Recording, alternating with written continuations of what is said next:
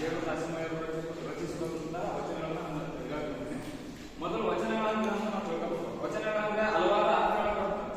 ಈ ವಚನಗಳು ನಾವು ಸಾಮಾನ್ಯವಾಗಿ ಮಾತಾಡಬೇಕಾದ್ರೆ ವಚನ ಅಂದ್ರೆ ಮಾತು ಅಂತ ಅರ್ಥ ಆಗುತ್ತೆ. ಮತ್ತೆ ವ್ಯಾಕರಣ ಪರಿಭಾಷೆಯಲ್ಲಿ ವಚನಗಳಂದ್ರೆ ಸಂಖ್ಯೆಗಳಂತ ಗಮನಿಸ್ತೀವಿ. ಮತ್ತು ಇನ್ನು ಸಾಹಿತ್ಯದ ಪ್ರಕಾರಗಳಲ್ಲಿ ಬಂದ ವಚನಗಳು ಅಂದ್ರೆ ಒಂದು ಚಂಪು ಕಾವ್ಯದಲ್ಲಿ ಬಳಸುವ ಗದ್ಯ ಅಥವಾ ಗದ್ಯವನ್ನು ಮಾತನ್ನ ವಚನಗಳಂತ ಕರೀತಾರೆ. ಮತ್ತು 12ನೇ ಶತಮಾನದಲ್ಲಿ ವಚನಕಾರರು ರಚಿಸಿರುವಂತಹ ಒಂದು ವಿಶಿಷ್ಟವಾದ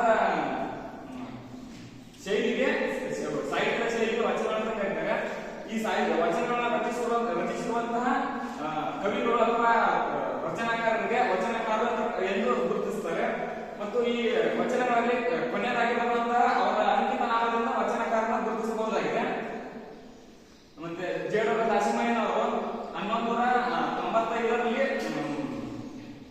ಯಾದಗಿರಿ ಜಿಲ್ಲೆಯ ಸುರಪುರ ತಾಲೂಕಿನ ಮೂಲಮೂರು ಎಂಬಲ್ಲಿ ಜನಿಸ್ತಾರೆ.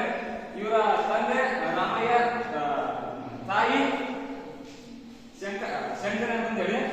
ಇವರು ಮೂಲತಃವಾಗಿ ಇವರ ತಂದೆ ತಾಯಿಗಳು ನೇಯುವಂತ ಕೆಲಸವನ್ನು ಮಾಡ್ತಿರ್ತಾರೆ. ಈ ಜೇಡರ ದಾಸಿಮಯ್ಯನವರು ಕೂಡ ಒಬ್ಬ ನೇಕಾರ ಆಗ್ತಾರೆ. ವಂಶ ಪಾರಂಪರಿಕವಾಗಿ ಈ ರೀತಿ ಇವರು ನೇಕಾರಾದಾಗ ಇವರು ಶಿವನ ಭಕ್ತರಾಗಿರ್ತಾರೆ. ಹಾಗಾಗಿ ಇವರು ತಾವೇ ನೇದಿರ್ತಕ್ಕಂಥ ಬಟ್ಟೆಯನ್ನ ಶಿವನಿಗೆ ನೀಡಿದ್ರಂತಂದ್ರೆ ಐತಿಹ್ಯಗಳು ತಿಳಿಸ್ತವೆ. ಇದಾದ ನಂತರ ಇವರ ಶಿಕ್ಷಣ ಇದು ಮೂಲದವರ ಬಳಿ ಇರುವಂತಹ ಶೈವ ಕೇಂದ್ರವಾಗಿರ್ತಕ್ಕಂತಹ ಶ್ರೀಶೈಲದಲ್ಲಿ ಇರತಕ್ಕಂತಹ ಒಬ್ಬ ಚಂದ್ರಗುಂಡು ಎಂಬ ಶಿವಾಚಾರ್ಯರ ಬಳಿ ಇವರು ತಮ್ಮ ಶಿಕ್ಷಣವನ್ನ ಪಡೆದಿದ್ದಾರೆ.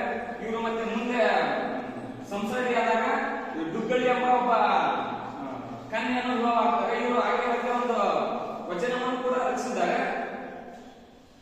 ಬಂದಿದ್ದನರಿತು ಅದೇನಂದ್ರೆ ಬಂದಿದ್ದನರಿತು ಬಾಳುಗಳು ಬಂದಿದ್ದನ್ನು ಪರಿಣಾಮ